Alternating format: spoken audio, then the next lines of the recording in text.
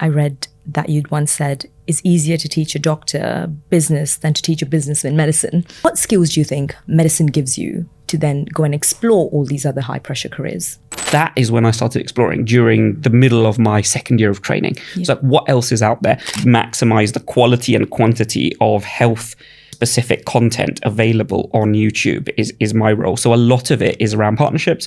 So it's around reaching out to organizations who may have the potential to create content, working with them and figuring out that mutual value exchange. I guess that space to maybe just disseminate knowledge. But actually now there's such a scope for a portfolio career in medicine, so it becomes a lot more about additional opportunities. To be honest, I'm not too bothered about setbacks. First of all, no matter how much you achieve in life, there's always someone who has done something equally impressive but differently, and therefore never think of anything that you've done as being a wow moment or anything that sets you above anyone else. That is just what greases the wheels of every single business.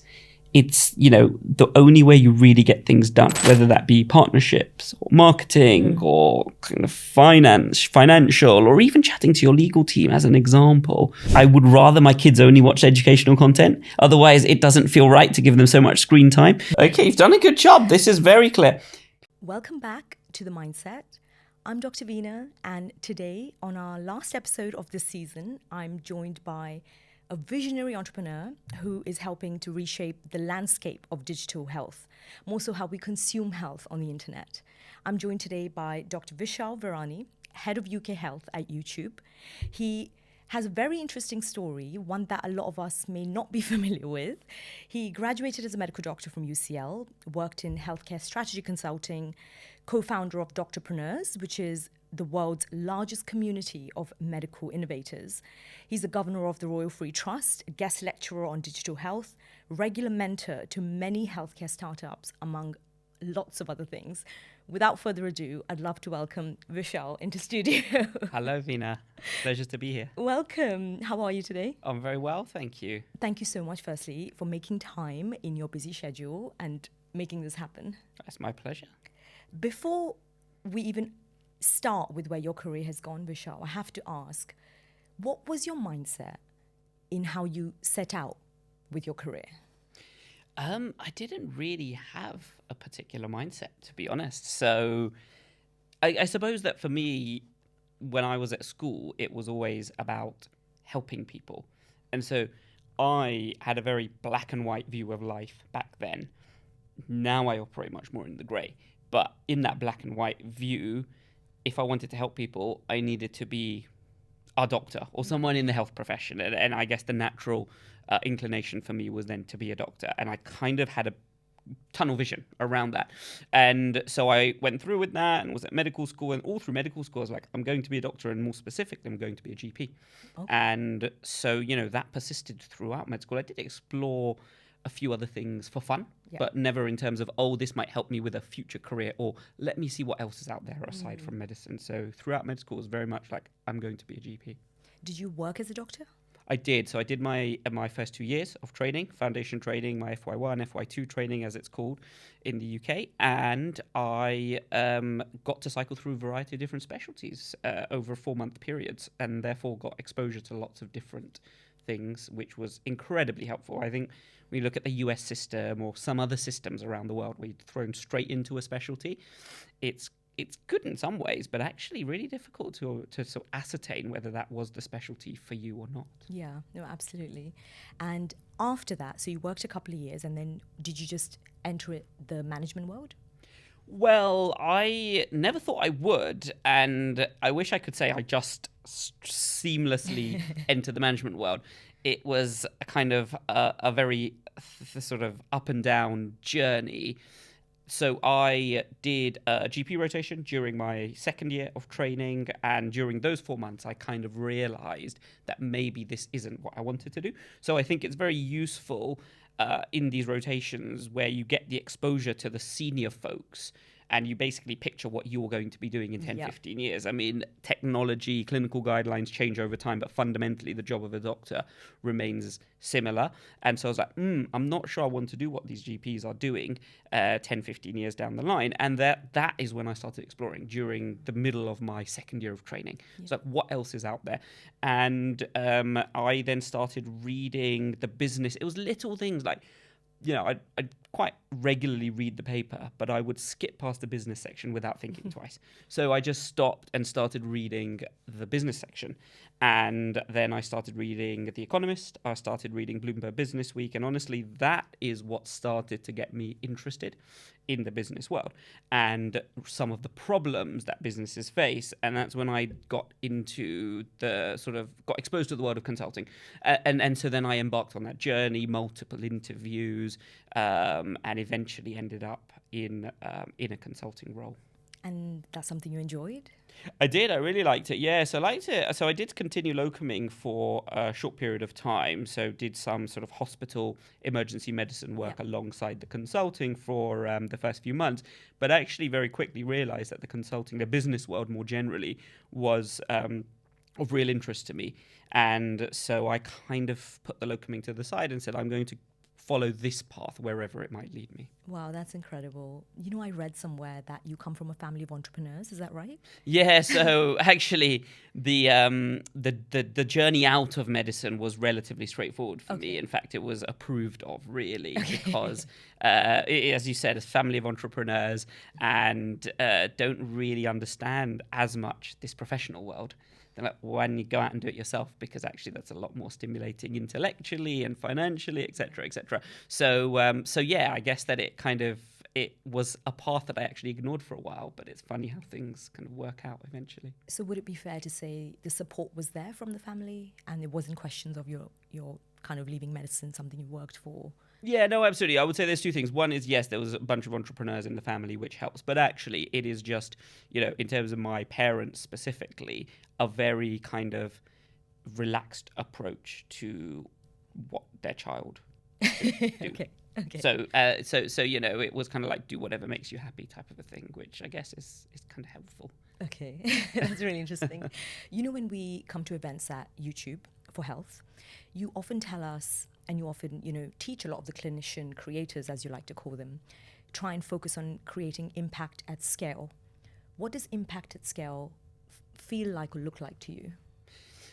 So the funny thing with impact at scale is it's actually really hard to wrap your hands around, because when you do anything at scale, you're kind of making an assumption about the reach you're having and the true impact on each person that you're reaching. So, if I compare it to the micro impacts at an individual level you can have as a clinician, which is actually one of the things I miss about medicine, it is really obvious the impact that you've had on a day-to-day basis. Yeah. So I do believe that the work I'm doing has the potential to impact lots and lots of people, but it is really hard to measure, and therefore you use proxies a lot of the time. So you might use a proxies of saying, like, here's 3 or 4 health creators that I have helped to kind of nurture and grow on the platform, and this is some of the viewership that their channel is seeing and their videos are seeing, and in a small part I contribute to that. So the other thing with impact at scale is it's never going to be all on your head. Yeah. Whereas actually those micro impacts that you do at an individual level could often be just because you did something. Yeah, that's a very good point, actually. And we feel that on a day-to-day basis as well. Yeah, that's actually a very good point. For people on the outside of the management world, of consulting world, who are just clinicians on a day-to-day basis, even hearing that role of, head of UK health at YouTube, what does that entail? What does your role entail at work? It's a mix of lots of different things. So the title could be a range of different things, which is sort of fundamentally, I suppose the guiding light is to make it easier for viewers to access authoritative health information on YouTube. And I have a remit, a blank canvas to do whatever it takes to get there. So I don't have any influence on the kind of the demand side, which thankfully at YouTube is kind of a great asset that we've got with the billions of people on accessing the platform on a daily basis. And so I'm focused on the supply side. Right. And so, everything to do with trying to maximize the quality and quantity of health specific content available on YouTube is my role. So a lot of it is around partnerships. So it's around reaching out to organizations who may have the potential to create content, working with them and figuring out that mutual value exchange that will encourage them to create content on the platform because they see some value from it themselves, but also more strategic partnerships where we can try to integrate YouTube content into care pathways, for example, or we might call them more like product partnerships. We're working with the NHS or with the Academy of Medical Royal Colleges in order to put together a set of content standards that govern what quality health content looks like. And so it is very much around partnerships of different varieties, I would say. How interesting. When I think of the end user, say, for me, that might be the patient who comes through the door, and I'm sure you can resonate with this. They never come with just a presenting complaint anymore. They come with, doctor, I have this, and I've looked on Google and YouTube. These are the videos, these are the articles, this is my research, and this is what I think you should do. So as clinicians on this side, yes, of course, the internet enables so much. And with information being at everyone's disposal, and they don't really know how to sift that through, I think it's very powerful to give certain clinicians that verified, almost, I don't want to, status is not the word, that, I guess, that space to maybe just disseminate knowledge. Yeah, I mean, I think there's massive benefits on both sides of the equation. So you've sort of highlighted the value for patients in a way. Like you're completely taking away that information asymmetry. That is such a problem in medicine. But then on the clinician side, I think that you're giving clinicians one avenue for impact at scale, like we talked about, alongside the micro impacts that they can have. You are also giving them a creative outlet, which I think is probably the main driver for most people on YouTube. Agreed. Whether clinicians or not, if you ask them why are they doing this, and even you ask someone like Mr. Beast, who's really big on YouTube, is like, why do you keep doing this? Like, because I just love the process. Yeah. So that creative outlet, I think, is one of the really exciting aspects of what we are able to kind of offer to clinicians, because actually that just creates the variety in the working week, which then keeps you motivated in the core day job, in the clinic, because you know that this isn't everything and this doesn't fully define you, and you've got other aspects to kind of who you are. So I think there's a lot of value for them. It's funny because I think just before we started the recording, I was telling you how much I enjoy this whole recording and interviewing guest process. So I 100% agree. What would you say is your most enjoyable part of your job? I think it would definitely be working with the clinician creators because there is so much passion there.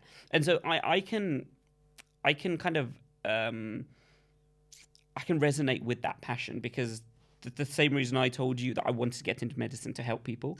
Like, I can see that bleeding through the clinician creators when they're putting their content, creating content, putting it up on YouTube. It's like, they're not doing that to become multimillionaires on YouTube, to be honest. Eventually, it may be a successful financial endeavor for some of them, but the reality is what is driving them is this opportunity to share their expertise with so many people and therefore, help people in such a meaningful way. And there's so much passion around that. So, Alison, our head of YouTube UK, always says that, my goodness, I've never seen creators as passionate as the health ones.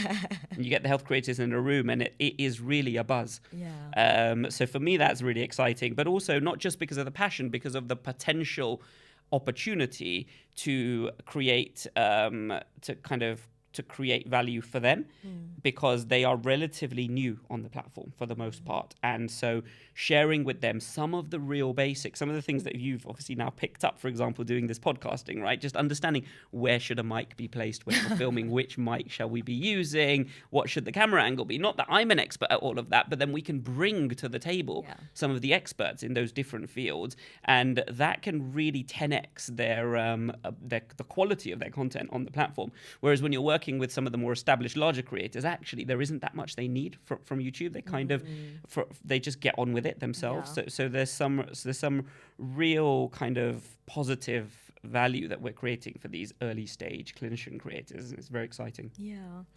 you must have built a wealth of knowledge and expertise in your years as a clinician, working in all the areas you have. Do you still mentor a lot of healthcare health tech startup founders? So yeah, I mean, I do advise anyone who wants Fine. my advice. So typically, people that will come to me will be either digital health startups, like you said, and then I'm sort of leaning on the experience that I had when I was at Ada Health for a few years, and especially on the business development side. But then there'll also be clinicians who come to me and say, I am looking for additional opportunities. I think what used to be the ask is alternative opportunities, but actually now there's such a scope for a portfolio career in medicine, so it becomes a lot more about additional opportunities. And so I'm very happy to help anyone that comes along. It's usually kind of a one or two conversations, and I get to kind of share what I've learned in that process, and they can obviously sort of come back at a later date if they have any more questions. Okay, most careers have some setbacks, some failures, some, points of news that may not always be pleasant. How do you deal with setbacks on a personal level? To be honest, I'm not too bothered about setbacks. I think my career has been defined by setbacks for the most part. I think it's the same for everyone, really. I mean, that's why I think actually being on that conveyor belt of medicine can sometimes be challenging, because if you ever do decide to explore additional opportunities alongside the clinical work, you realize that it isn't so straightforward, and actually you won't always get the job that you wanted. I know not all the clinicians get the job they wanted, but most people will get the specialty they want at least, and sort of the rough geographical area that they want to be in. So yeah, I mean, I think for me, setbacks are, I guess I'm immune to them now. I mean, maybe I wasn't initially. So when I went down the consulting road initially, I basically got rejected from all of the firms, like, all the big firms. So when people ask me, oh, yes, I tell them I did consulting. They're like, oh, yeah, where did you work? I'm like, oh, yeah, nowhere you would have heard of. Don't worry, it wasn't a McKinsey or whatever else, the PwCs, etc. So there were lots of setbacks then. But actually, I really enjoyed the very small consulting firm I went to, and got a lot of exposure that I wouldn't have got at a bigger firm. And so when you look back on it, you think it was a setback, but it worked out well. And, that's been a recurrent story, whether it's trying to get the job that you want, whether it's within the job trying to achieve something and keep getting knocked back, like, with the Ada Health work in the digital health space. I was a small fish in a big pond, and nobody really wanted to work with us. And so there were lots and lots of knockbacks and setbacks there, but it was all part of the process and actually quite enjoyable to face those setbacks. Yeah. And talking of setbacks, if you now look on the positive side, on a day-to-day basis, do you look to something specific for inspiration, or does that just come naturally as well? So I don't think that I look anywhere. I think that I do get inspired by people when I hear their stories. It doesn't necessarily make me want to replicate their story, but I think it makes me realize that, first of all, no matter how much you achieve in life, there's always someone who has done something different, equally impressive, but differently, and therefore never think of anything that you've done as being a wow moment or anything that sets you above anyone else. So I think that for me is one of the things that's really useful, listening to these different stories. But then also the biggest thing that comes through is the perseverance, because I'm mostly inspired by entrepreneurs. So I'm not, and he sort of said, I maybe one day I'll be a truly visionary entrepreneur, in the sense that, I have done interesting things and grown things in small companies and then grown things in bigger companies from scratch. But, to truly start your own business from scratch and then sort of generate the revenue, get to profitability and grow a company and employ people, that's just mighty impressive. And actually what comes through in all of those stories is the perseverance, the number of setbacks that they faced. And so I'm mostly inspired by hearing those stories where people just kept going, had that kind of that's really strong belief in what they were doing. And so for me, that's probably the most inspiring thing that I then try to take on in my own work. That's really interesting, and that's a good point, actually. And a lot of us in the workspace or in our personal lives often get influenced by things we hear or who talks to us, right? What would you say is the best maybe career advice someone's ever given you? It's interesting, because I know there's a lot of people out there who have mentors and they sort of lean on their mentors quite a lot. I guess that's not really been the case for me. So I've not gone out proactively to seek advice from so many people. So I can't say that anything very specific in terms of a quote or a person comes to mind, but it is that sentiment that I had just put across earlier around not giving up. And so I would say that for me, the biggest thing that I kind of hear from people, I would say more so secondhand via the kind of the interviews with entrepreneurs that I listen to often on podcasts, is that I had a certain belief about something. I'm not necessarily talking about the very specifics of a product or a solution, but more a problem that I felt like I had a high-level solution for, and I backed myself. And despite X, Y, Z, don't let anyone tell you that it's a bad idea. Because if you truly believe it's a good idea, if you've lived and breathed the problem long enough, you've spoken to enough people who've been impacted by the problem, then you know yourself, and that is enough to keep going. Because the biggest businesses and most successful businesses have happened in spite of the advice that others have given to that person often. So, that would probably be the biggest thing that I sort of look at when I think about the advice. Just keep going and persevere if you know that you're onto something. Yeah, and this seems to be a common theme the more I talk to people, even on this season, that you just have to honestly have unnerving belief in yourself, isn't it? Yeah, no, absolutely. I think it's about belief in yourself. I think you shouldn't get too wedded to a particular solution. That's why I said don't get into the specifics of a product, because that's very dangerous. I think there you need to take the feedback from people. But if you believe in a particular problem, yes, then or if you and if you believe you are the best person to solve that problem, then those two things should be very fixed in your mind. You shouldn't let anyone sway you away from that. That's really interesting. Again, when I was researching before meeting you today, I read that you'd once said it's easier to teach a doctor business than to teach a businessman medicine. What skills do you think medicine gives you to then go and explore all these other high-pressure careers? I think that it's predominantly the soft skills that you sometimes really take for granted, but that is just what greases the wheels of every single business. It's, the only way you really get things done, whether that be partnerships or marketing or kind of financial, or even chatting to your legal team as an example. It's because of those soft skills around relationship building, around persuading people on a particular point, around acknowledging and accepting other people's opinions and being willing to sort of flex your own on the back of that. And so all of this happens in the confines of a single consult with a patient often. It's true. Like, you will go through all of those different exercises in soft skills in even that 10-minute period. And you just don't think it, because all you're thinking about is, did I get the right answer? Did I get the right diagnosis for this patient? Did I manage to suggest all the different treatment options to them in the 10 minutes? But what you don't realize is the amount of soft skills that you have deployed in that consult. And actually, it's only when you take those soft skills away from the consult then you realize how negatively that impacts the consult, because you're just not getting the same thing from the patient, same information from them. You're not able to achieve the same outcome for them. So, I would say it's those soft skills around persuading people and that type of thing that actually are just so incredibly valuable in the kind of wider world. I think that's quite cool, actually. That's really cool. What does good health mean to you? So you mean on a personal level? I think it's a really intentional thing. I wish it wasn't. I wish it just happened. And for some people, it feels like it just happens somehow.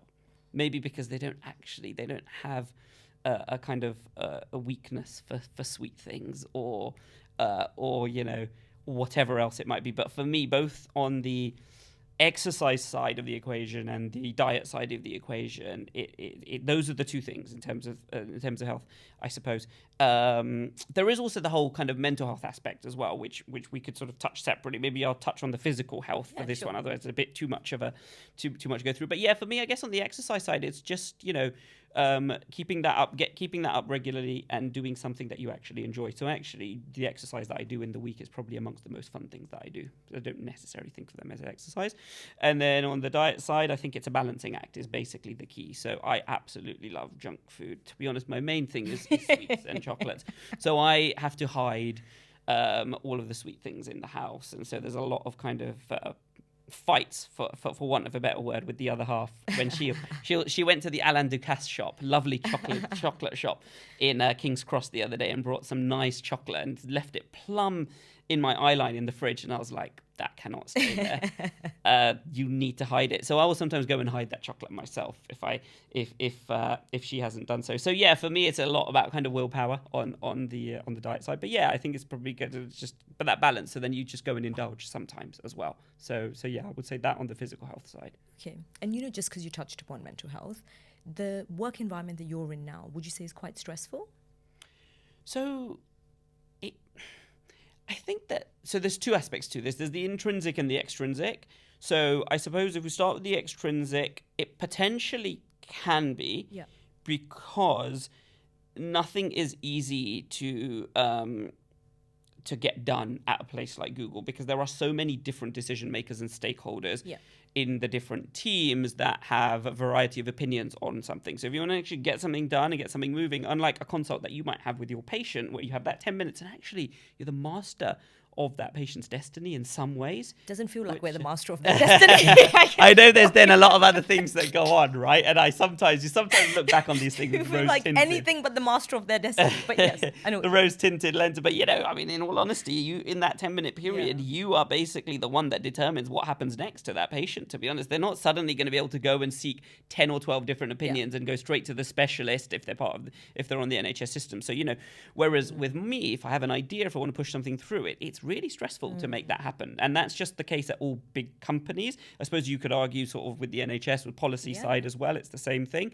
So extrinsically, yes, potentially there's a lot of stress, but that's when I said with the intrinsic, it's kind of like about how you manage that. So as long as you say, well, this is a work thing. This is like, oh, wow, I didn't get to launch that marketing campaign for actually, let's say World Mental Health Day or whatever this year, because there were some blocks like, oh, it's not a huge deal. It's at the end of the day a work thing. It doesn't matter. It's not actually impacting your health. It's not impacting your loved ones directly. So you need to compartmentalize it. And therefore, I would say on the intrinsic side, truthfully, the things I do are not life or death, and therefore there isn't any inherent stress there. But I think part of it is about how you manage it. But kind of net, I would say no. My job is reasonably kind of stress-free, because I kind of try to approach it that way, I suppose.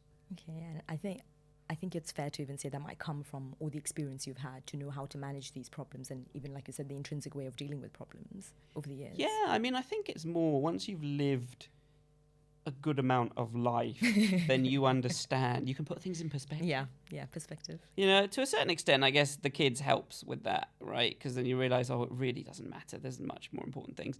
But just generally, if you've got good family relations, etc., lots of friendships, then you realize, well, I've got so many other things going on in my life. Just because something didn't work out in the workplace, it doesn't actually impact your kind of the whole of your life. And you don't realize that when you're young in your first or your second job, because it's like, this is everything. This is what defines me. I don't have loads of other things in my life. It's all about work. So that's why finding hobbies and things like that end up being so important. So you have that outlet. You touched upon your family, your kids, your partner. How do you find balance now that you're, in this kind of high demand job, and with all the other pressures that come at you? Is balance something that comes a bit naturally now? Again, I think you asked about the health thing, I think you have to be really intentional about it, because it will not happen otherwise. Now, partly it depends on what your job is and how flexible it is. So I'm quite lucky that although the work is hard in terms of the amount that needs to get done, there is flexibility around when it gets done. Right. So the hybrid working is really helpful. Mondays and Fridays are amazing for me, because actually I clock off at around 3:00 on Monday, go and pick up my daughter, take her swimming, pick up the little one, and then we're home, and then that's it. And then I'll get back to it about 10. So kind of Monday evenings are a bit of a write-off for me. Monday nights, 10 till 12 or 10 till maybe 9 till 12, whatever, I'll be working. But I've had that window prior, which makes all the difference in the world. So the number of hours I've worked on Monday are probably the same, but actually it makes all the difference in the world that I was able to get out and do that stuff with my kids. Fridays are no meeting days. So that's really helpful in terms of balance, because it does mean I can do some personal things in the day if I want to. And then I will also leave the office sometimes by 4 o'clock, so I can get home, pick up the younger one from nursery, and I will do the drop off most days of the week, because I don't have to be in the office until 10. And if I do have a call prior to that, I can take it from home. So I know that not everyone is in that flexible situation, so that's why I said it depends. But for me, finding the balance works out, because I can kind of figure out when to do my work. But the only other thing I'd say is, like, in a way, it's much easier to find balance when you've got kids. So I've talked to some of my colleagues. Yes. Okay. Because I've got some of my colleagues who are kind of like, well, yeah, but you've got a really good excuse, so to speak, to leave the office early. Whereas I find myself working until 6, 7, 8 o'clock. And it's like, well, I can't just go and tell my manager, oh, yeah, I'll go and watch some TV, or there's a film on I want to watch, so I need to leave it at 4. But I mean, you know, I've said to them, you actually need to find a hobby or two, and you need to say, actually, you know what, manager, I've got a painting class, watercolor painting class, or whatever it is, at 4 o'clock today, and on Mondays I'm just going to leave early. Now, I'm not saying you can do that in all roles. I appreciate in the NHS, for example, it's not always possible. As a consultant, it is a little bit more flexible, though. So yeah, I think you can find the balance. You can find sometimes, it. but, No, I agree, and I think even as a junior working towards that role, like you said, when you finally get to that point, you can decide what you want your life to look like, and you're absolute example of saying that. I'm intrigued. You said you have 2 young kids. Are they quite internet savvy? Are they on YouTube? Yes, they're on YouTube, and like, the irony is, I was literally having this conversation this morning with them. I was like, you guys are gonna watch anything but YouTube. Like, it's just not. I mean, honestly, YouTube is challenging, and you know, that is also why we, as kind of on the YouTube team, have such a challenge, because anything and everything could exist on the platform. Obviously, there's so much work that goes into making sure it's safe.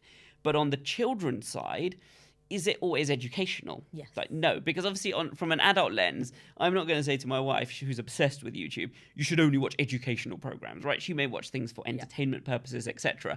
But actually, I would rather my kids only watch educational content. Otherwise, it doesn't feel right to give them so much screen time. Yeah. So yes, they are internet savvy, and it's got its pros and cons.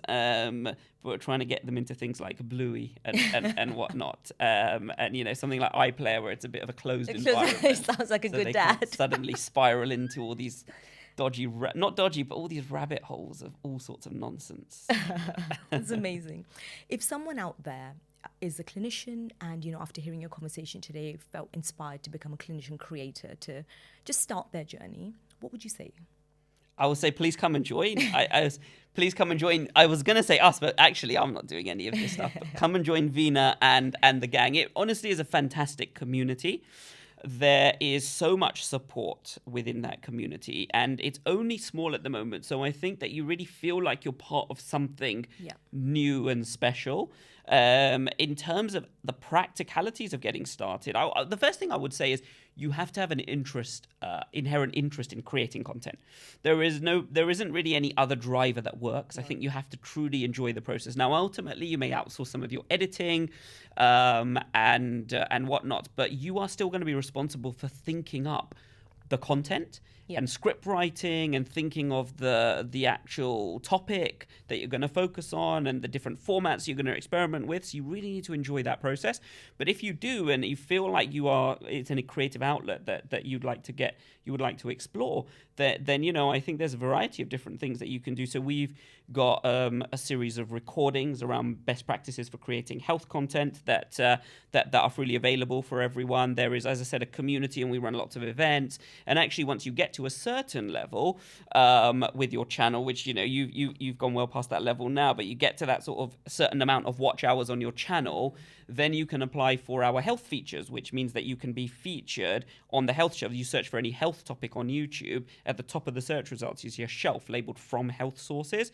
So that contains videos specifically coming from authoritative sources. At the moment, that's only NHS organizations, but we're currently sort of soliciting applications from any individual healthcare professional, any doctor, nurse, psychologist, or any health organization to be part of those health shelves. And so that then becomes a great opportunity for you to operate as a clinician creator and get that credibility that you deserve for being a clinician, because there will then be a label against your channel that says this has come from a licensed healthcare professional. And it means when someone searches for breast cancer or someone searches for prostate cancer, the top of the search results is your content, not some layperson's content who maybe doesn't have the evidence basis behind what they're saying. Yeah.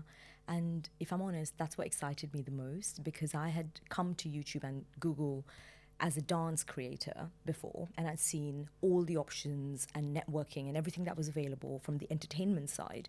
So coming and realizing that health now has a seat on the table of creators was empowering, to say the least, because all of a sudden that knowledge, that expertise had a place to creatively go. And I think that was quite exciting in a way by itself. Yeah, absolutely. But also it kind of there is a variety of different things that work on YouTube, right? And I think that, as you said, you've got your fantastic channel with loads of dance content. There's loads of clinicians out there creating kind of day in the life of a doctor content as well. And so I think that YouTube isn't just about creating health education content for clinicians. I think it's a great outlet for whatever you want to say. Yeah. Obviously, we're here to particularly support you if some of what you want to say is health education related. But actually, it's such a great outlet to sort of share anything that's on your mind. Yeah, from what you said about community as well, the creator community, I don't know if you agree, but as a medic and as a doctor, I never felt like there was much of a sense of community in terms of everyone supporting each other or working together towards something, compared to when I notice what we have now in the creator community, or what I see some of my colleagues who work in fintech or entrepreneurs or just in corporate worlds. They have networking, they help each other, they give each other contacts. And going to these events, I always wondered, I wish we did more of this in medicine for doctors. Did you ever feel like that back in the day? No, but I think if I went back in now, I would definitely feel that very acutely, because I think when I left, I wasn't yet in my kind of networking zenith. Fine. So I hadn't really even understood the whole world of networking. But now, of course, I do, and every single job I've had since I left medicine is because of networking. Yeah.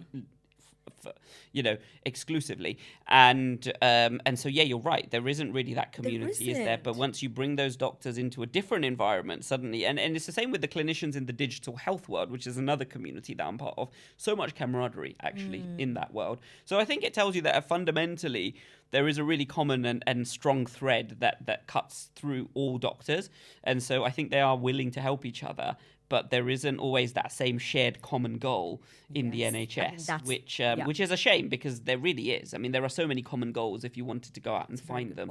But people, I guess, are just too busy with their own hospital and their own sort of patients. And their own training program that you don't think of, let me network with other trainees and maybe do something together and set something up. And now when I think back to my junior doctor years, I was like, we never did any of this. Whereas in all the other careers at their junior stages, it's encouraged. It's it's such a big part of who they then become. No, I mean, I think, and to be honest, it is a matter of life or death whether there's networking as doctors. Unlike I mentioned, life or death isn't a thing in my role, but it truly is there. So, for example, if you look at the MDTs, the multidisciplinary team meetings that take place, right, they truly do save people's lives, because you get such a wealth and diversity of expertise in that room.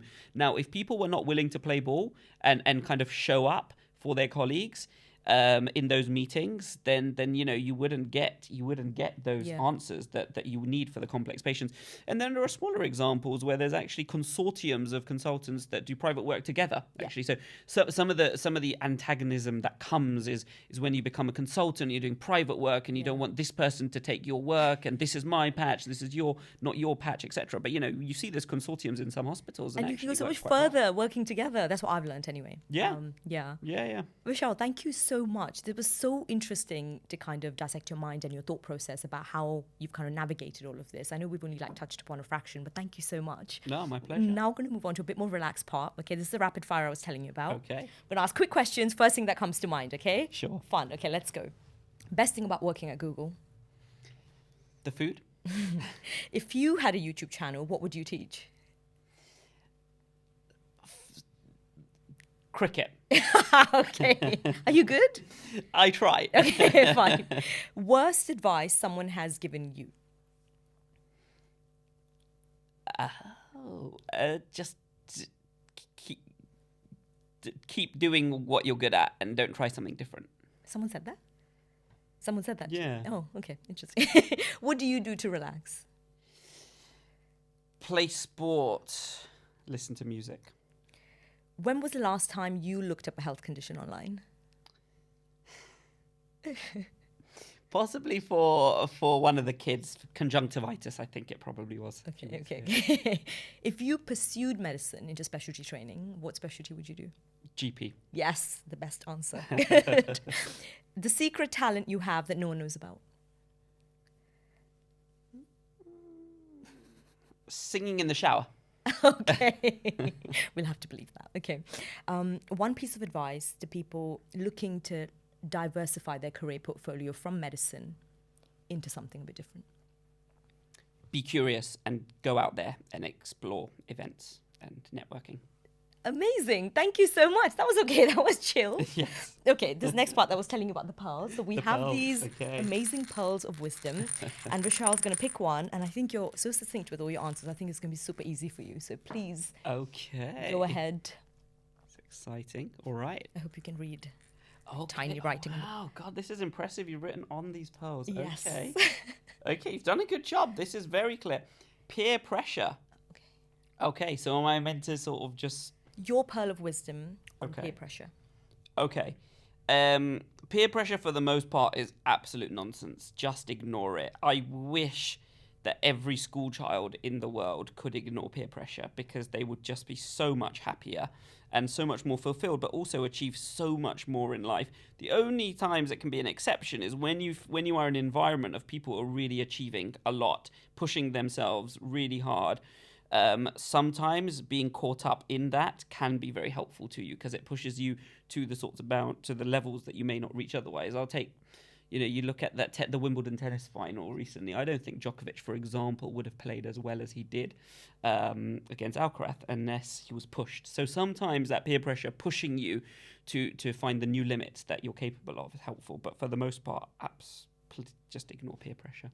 That was amazing. That was amazing, Vishaal. Thank you so much. It's been an absolute honor speaking to you. To everyone listening, thank you so much for tuning in. We'll leave contacts below where you can write to us about what you thought about this episode and if you have any questions about YouTube health specifically.